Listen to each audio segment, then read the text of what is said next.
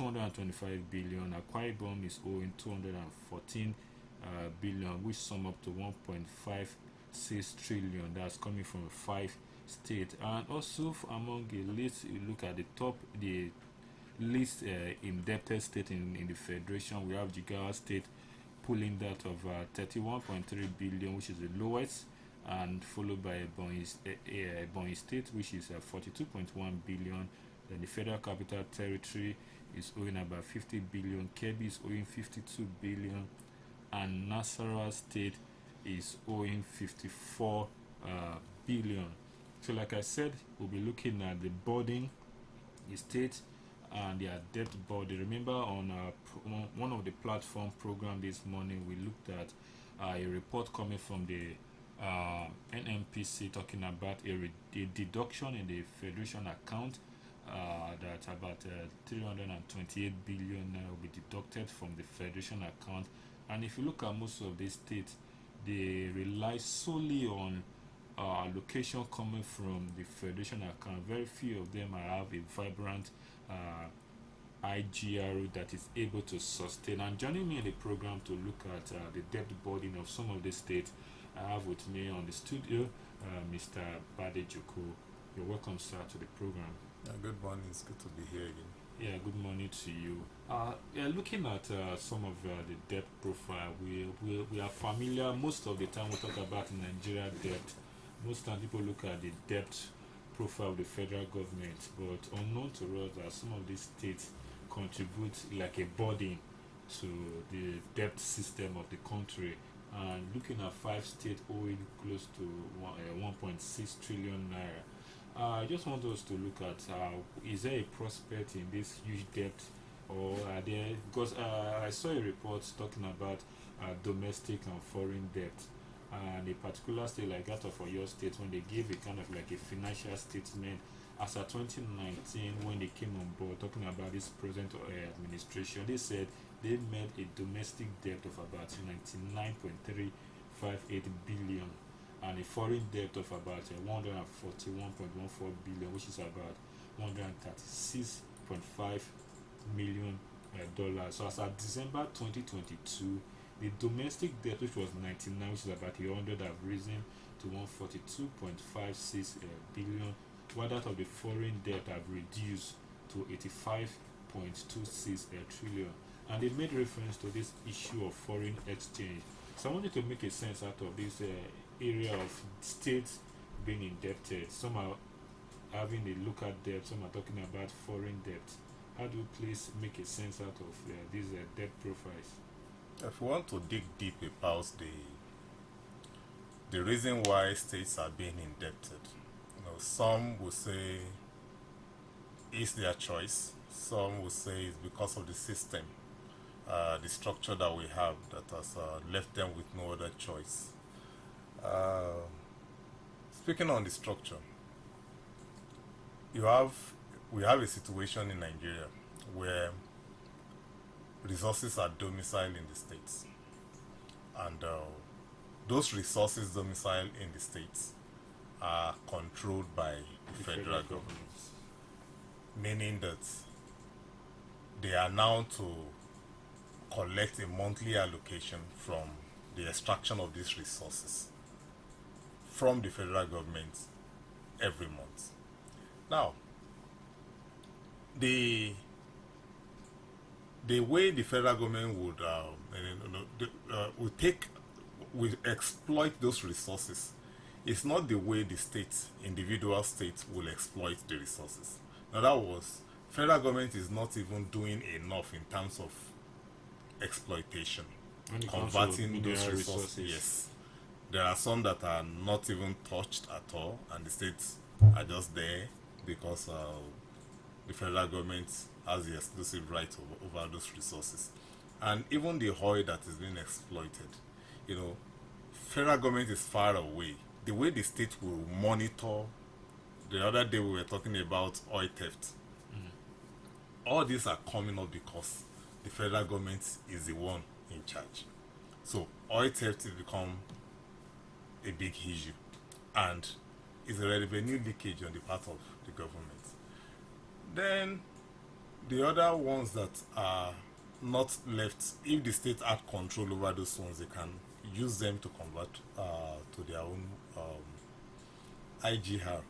Now, when they cannot touch the resources, the only thing left for them to do is to generate money through taxation.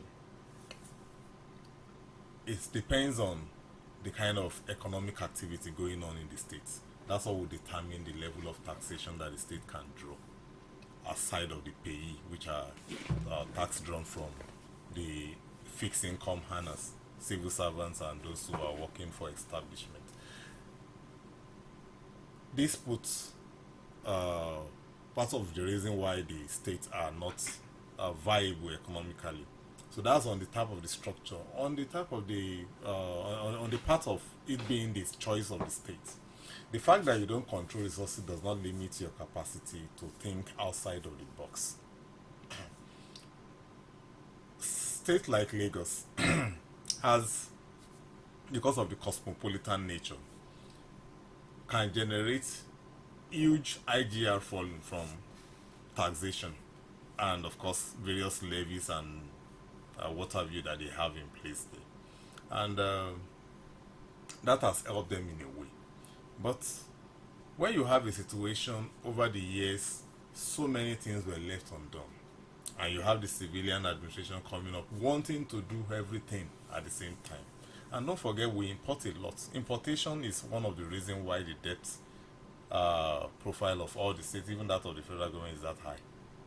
All our local potentials are, in terms of infrastructural development, we still rely heavily on importation to put infrastructure in place. Our steel rolling mills are not working, and by virtue of that, we have to import steel, pellet, and the rest of them. We don't have refining capacity yet. We are hoping that maybe when Dangote comes up with a refinery, that will change. So it affects the price of forex. Even the other things that they are supposed to, local machineries and even education too, over the years we've neglected it. So rather than having local experts who will not collect foreign salaries, we are importing expatriates. So that also means we export almost everything as far as expatriates. Sorry, we import even as far as expatriates that will come and give us the labor. Yes. Look at the construction companies, for instance. The core technical part of construction are being handled by expatriates. You just see a white man there, or a foreign trained black man who would not collect naira salary. And by the time you look at the implication of all these, one, it will not, it will be a form of withdrawal from our own economy, because all those money would be like capital flights from the nation's economy, and will be an FDI for the economy of those countries where these expatriates have come from. So all these combined put governance in Nigeria at a very a tight corner. So if they want to do anything critically and they look at their revenue base, not enough to fund budgets, they will have no other choice than to go borrow. Now, borrowing is not really a bad thing. Even advanced countries of the world have their own individual debt profile. What is now bad is you borrowing for a wrong cause. You can only borrow to finance capital projects. But by the time you are borrowing to finance recurrent or servicing a previous loan, that is where it becomes wrong. Because, and any loan borrowed, there must be a repayment plan. If you are putting it on critical infrastructure, then that infrastructure, what is the economic viability of that infrastructure? If it's a road, will it be a road that will be told at the end of the day? That users... I'm even trying to add, because most times we borrow money to build the roads, and the roads are not being told. And how do the government pay back? Well, for now, all the roads that they are borrowing money to fix, none of them has been completed, because on the plans they have toll plaza on the actual master plan. It is upon completion that the tolling will begin. Even the second Niger Bridge has a toll complex as part of the project. Wow. So when the projects are not completed, I just have this I mean, the situation where I fault the federal government is this: in the name of federal character principle, spreading development around and all of that, they don't prioritize their projects. They want to do more than 100 things at the same time with the limited capital that they have. And the same thing is applicable to these states that we are talking about now.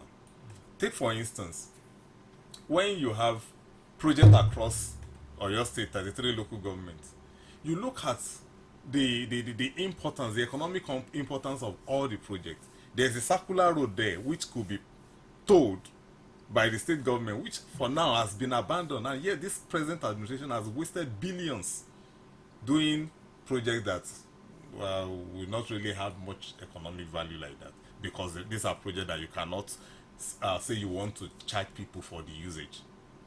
Because I just imagine, take for instance, like Old Ife Road is being part of a project being run by the state government. Putting a toll plaza on that kind of road. They can't put toll plaza in Old Ife Road because one, there's a new Ife Road that is an alternative very close by. Because that's the area I'm looking at. People would prefer use an alternative. But I'm talking about the circular road, okay, which will be a form of bypass. Yes. For travelers. You don't need to get to Iwo Road if you are coming from Lagos and you are going towards Abuja before you bypass. So that circular, if it had been fixed, people would not mind paying because it has reduced their travel time by some minutes.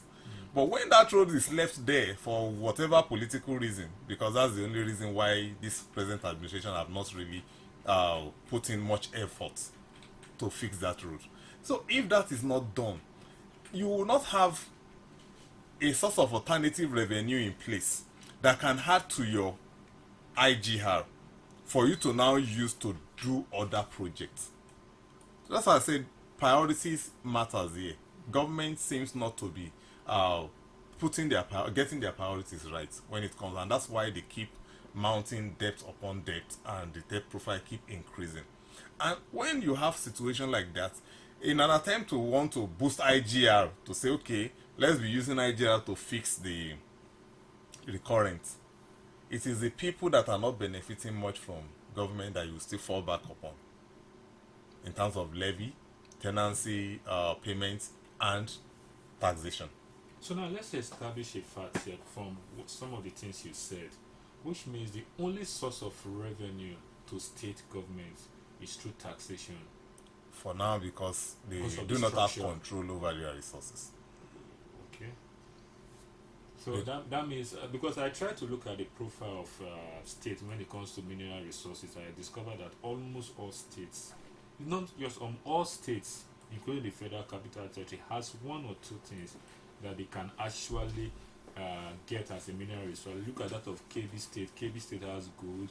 Go to Katsina State, they have marble and salt. Go to that of Kaduna State, they have a lot on their list. Cross River State, aside the crude oil, they still have limestone, they have uranium and the like.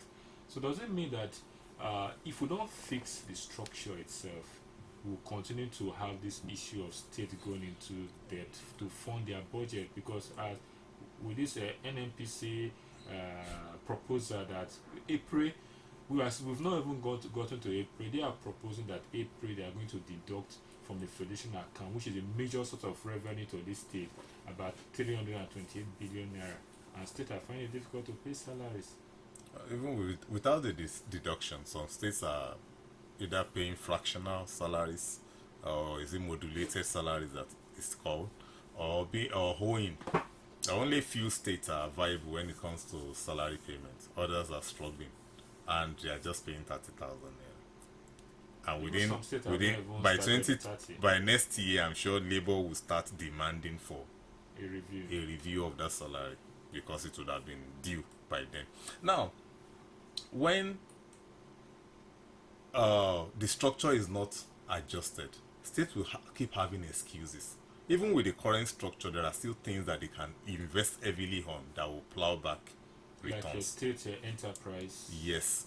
Agriculture, for instance. There is no law disturbing any state from investing heavily in agriculture. Even Lagos, that has no arable land, at some point went into partnership with Kebbi State State, yes, I'm aware to of that. produce that lake rice. Rice, yes. Where the current status of that agreement I cannot confirm in the studio right now, but at least that was seen They will have this case during of the last BRT administration. transport system Yeah. ownership by states. Now, what is the Oyo State government doing apart from organizing seminars, sending people to go for training? You have the land there. Nothing is practically going on this land, and now kidnappers are using them for hideouts. But according to them, they said they are trying to create access roads to these farmlands. After how many years in charge? Look, you don't need tar road on farmlands. Just grade the thing. It's not a commercial environment. So trying to create access routes is nothing but flimsy excuse on the part of the government. You understand what I'm saying here? How long will it take to set up farms? Some farm settlements are already existing. How long will it take to just revitalize them? Even though the ones closer to the main town has been consented out to developers to build housing estates, which will be sold at high prices, and at the end of the day nobody will be occupying it because the rich people have bought them, but they cannot live in there, and they can't rent it out at a cheaper rate for low income earners to come and occupy. So at the end of the day, you see this housing estate just be full of building with nobody occupying. So now you are saying that outside IGR taxation, state government can also supplement their revenue from agriculture. Very well, they can, because agriculture is on the concurrent list. Likewise, education. If you have standard schools in state, it will attract foreign students. And of course, you charge them, build hostel, first class, you still make money from all of this. But when you don't invest, and the reason why the government at state level run away from agriculture and education, I've said it here before, I'm going to say it now, is because of corruption. You know, the whole system has been monetized, built up to their election, getting into the office. They will have spent billions, and agriculture will not yield that kind of plowback immediately for them to steal from. So they would rather go on construction, and that's why they keep giving access road to farm as excuses. You don't need tar road in the farms. You don't need concretized road in the farms. You only need to grade the place, make it motorable for tractors to move on, because and for the other trucks to bring out the farm produce out of the farm. Because if you look at agriculture, it's a basic necessity. These are things people cannot do without. You and I must eat. If there's no food to eat, people becomes wild, and so I think I support your view in that area, because when the government invests in agriculture, you produce food. If you look at Oyo State, we have areas that we can tag as to add to that. Oyo State has the capacity to feed Southwest. When I say Southwest, I mean the entire 6 states. Oyo alone has the capacity. Could that be the reason why? Could that be the reason why we have a lot of this international and government-owned, federal government-owned research institute domicile in Ibadan here? Well, that may not be the reason, but because Ibadan was the regional capital, and of course for administrative conveniences, those institutions need to not to be far away from the capital city. Or can still take advantage of that? That is what I'm saying, that the government are just having these things. For instance, you have Cocoa Research Institute here.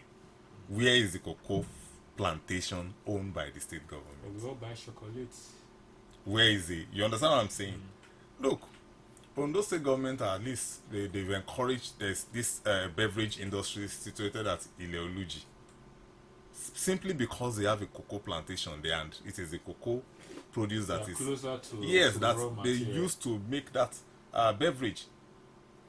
I can't remember where there is a cocoa plantation in Oyo, despite the fact that we have Crane here, we have IITA, and as far as I know, series of research has been done to the extent that you can even make flour. The one that we are complaining about, wheat, you can make flour from cassava. And our land is good enough to plant cassava like 3 harvests in a year with fine irrigation program. We don't have much rain in the north, but most of our food items come from the north. Why is the north producing more food? Because of irrigation. What is stopping the state government from putting irrigation in place? in the south here. Especially, I will keep saying Oyo. I live in Oyo State. I know the potential that this state carry, and I know the little effort that the government is making in that regards. And that's why we will not keep talking about it. They can do more. It's not, look at Iwo Road. You and I both know that those structures that you have there, that is taking forever to now complete. When it was when the foundation were laid, we were told 18 months. That has since passed, and it is not even up to 50% completion, and billions have gone into that project. Now imagine what 1 billion naira will do in agri sector in Oyo State. Just 1 billion. You understand what I'm saying here? And if those those land are being used, it will be difficult for marauders and kidnappers to use as den for their own crime or criminal activities.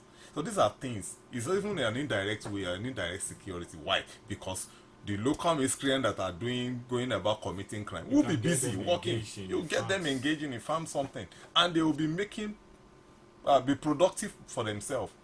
Then you have food sufficiency. The food inflation that we have is as a result of shortages, not that the prices are agricultural products are perishable. So it is there's a limit to which the sellers can hold it, because they just have to dispose this in on time. But because there is shortage and there are too many people scrambling over few goods, that is why you have the price at that figure. But we keep complaining when before this administration come in place, a bag of rice was at this amount, and when there are so many efforts that the federal government has done in making sure that we have rice sufficiency, what have the state done to complement that? So when you talk about food inflation, it's no longer it's not just a federal government fault, according to your submission. Anything in agriculture is not solely a federal government fault. It's a combination of both the state and the federal government, because it's on the concurrent list and not the exclusive. So that means still government have a lot of road. Likewise, education. We keep talking about ASU strike, and I get furious when I see some state-owned institution joining ASU strike. For what? You understand? That is why ASU is becoming unrealistic when it comes to they just want to be bullying the government at all time. Look, now, if you make state universities attractive, that will even challenge the federal government to compete with the state university. But when the state universities are just there, most of them are glorified secondary schools. No residential hostels on the campus. Students have to travel from every nook and cranny off the town where the institution is located to get to their campus. And all these are there because states don't fund education to the tune of UNESCO recommendation. Now, if we look at it, because now we are looking at it from one aspect, reasons what possible solutions states can go about instead of borrowing. Now, you talk about agriculture, you're talking now about education. Yes. Now, if you look at Oyo State, for instance, the state government some time ago announced this idea of multi-campus when it comes to this LAUTECH issue. Could that not be another reason to spread development and bring economic viability to certain areas of the state? For instance, it's saying, please mind my pronunciation, is saying or saying, has been known for majorly for NYC orientation camp. Now, having another campus in that particular place, I believe is going to boost the economy in that particular area, because LAUTECH have been rated so high these few couple of months, and that alone should be attracting attention of other admission seekers to LAUTECH. The state governments will be in the best position to tell us the rationale behind that arrangement. You don't need to proliferate campus the campuses of a particular university when you can set up a brand new university in all those areas, but build the main campus up to standard first. When that one is up to standard and is attracting foreign students, you will generate enough revenue through it to go now set up in another area. But when you say you want to, that is just for political purpose.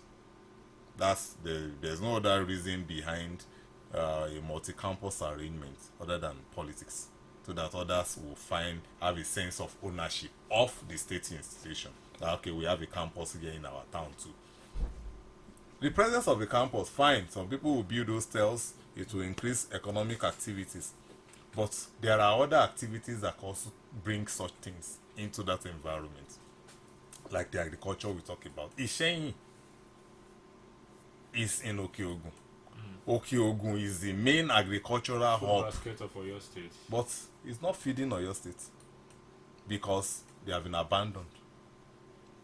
The potential that there's what we call comparative theory of comparative advantage in economics. I think What Isenyi and Okeogun area has as comparative advantage is agriculture. By the time you begin to say, okay, you want to take education there, you may not be getting it right. Of agric they are taking over. There's not just to complement. I think the faculty of agric, there's one college of agriculture already in Igbora, which can become. But when you are saying you want to set up a college, a faculty of agriculture in Isenyi again, it's not to complement the agricultural setting of that particular area. look, the land that you will use can be used for agricultural produce. Upgrade the college of agriculture that is already in existence. You can even turn it to a state university of agriculture if you so wish. Look, politics should not be, should not be should not determine most of the things that we do, especially when it comes to developmental projects. And that is why most of these states are going into debt, because they don't factor the economic benefit of every project that they do. They don't consider it well before they go on it. They just want to do it because politically it's right to them and it will attract followership from those areas, and it's causing problem for these states. Now most of them are going bankrupt, especially the ones that have very limited IGR. You can imagine a situation where some states IGR in a month is not even up to 3 billion. Yeah, there are. I think there's a particular state that has that of 3 billion.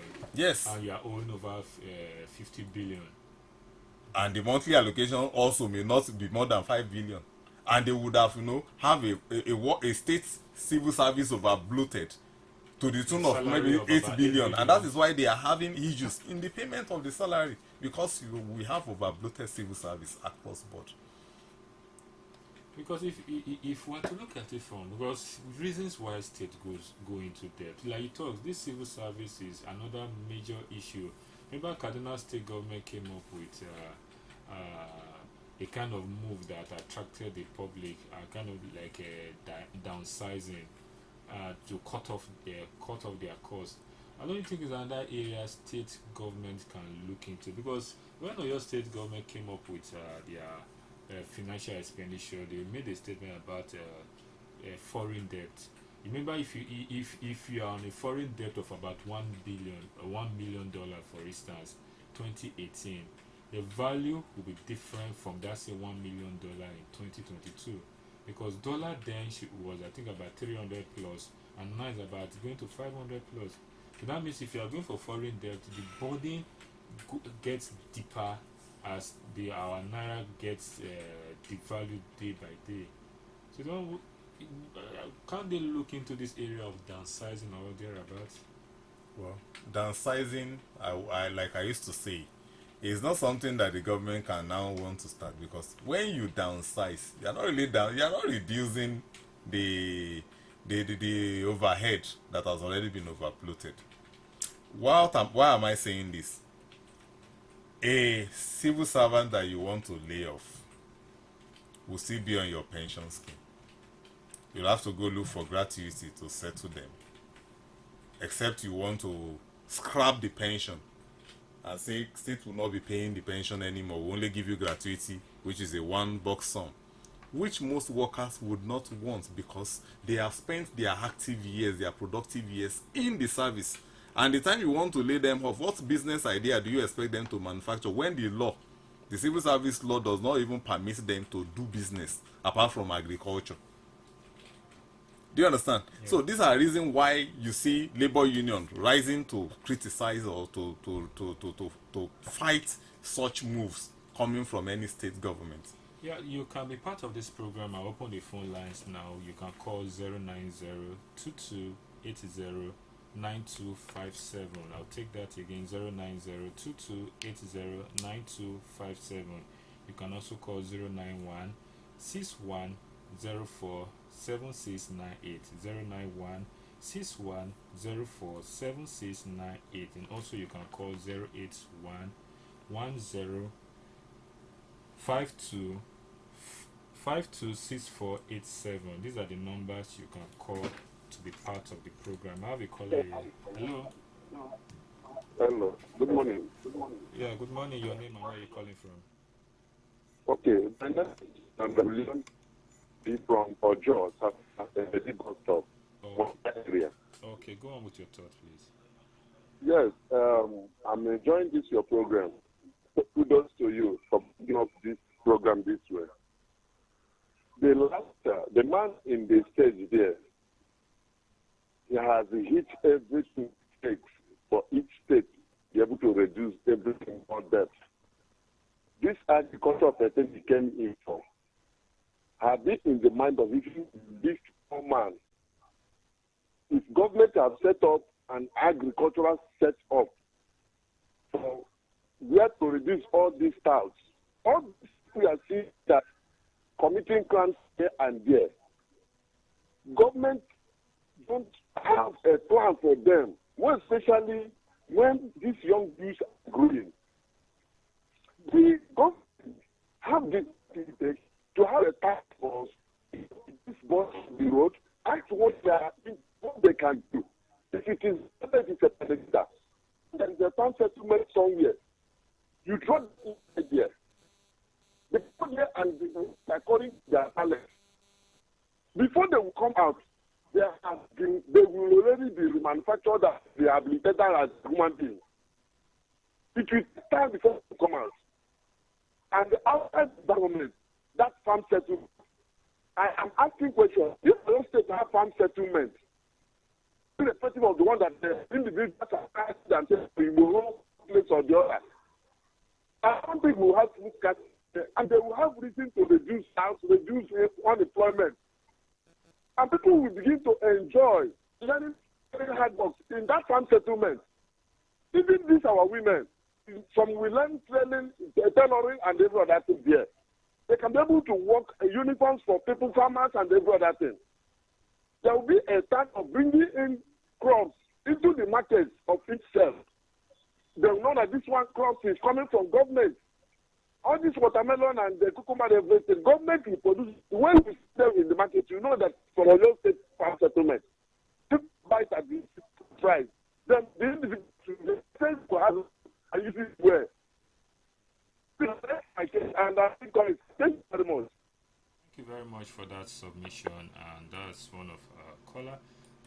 We were looking at the education aspect to like a contribution. You can still be part of the program. The numbers to call are 09161047698. We have another caller. Hello. Hello. Hello. Yeah, good morning. Your name and where you're calling from? Can you hear me? Yes, we can. Go on. Your name and where If you're you calling calling from it's okay. So duty. Yes, I want to greet Bamidoko. God bless. This morning we hear about NFPC. The statement credited to it is uncalled for. That if care not taken, allocated relief to the state will be reduced. So when, as I said this morning, when this body become a intermediate or intermediary, anyway, it performs its own function. But where do we have number one citizen of the country call himself a minister of petroleum? It's a question which I want Mr. Bameko to answer. Anyone that call a leader, he must function as a leader. The NFPs that say that there will be reduction of salary, whatever. Sincerely, it will be so. When our governor in the state cannot reason enough that as we are, God give us everything within our environment. And you know anything, why they cannot announce or make use of the defend themselves. Because anytime you call them, you as a radio man, that come tell us what you are going to do. They will just talk in an abstract way, something that is not to be realistic. They will introduce, they will provide development.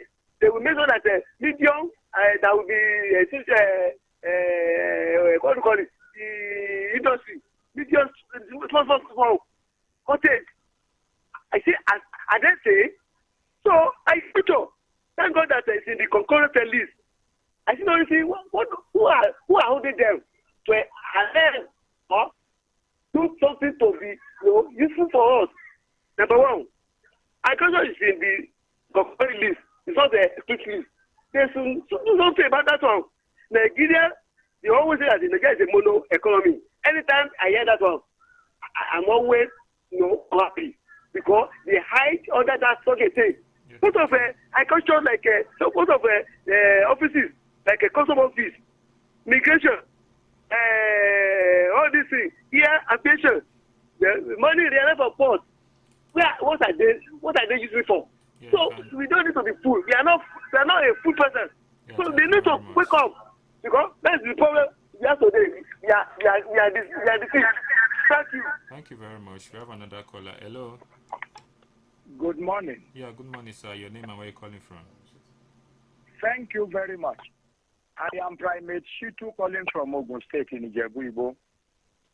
Honestly, I need this resources man or a resource personnel to relocate to Ijebu-Igbo because it will need to help our finances here seriously.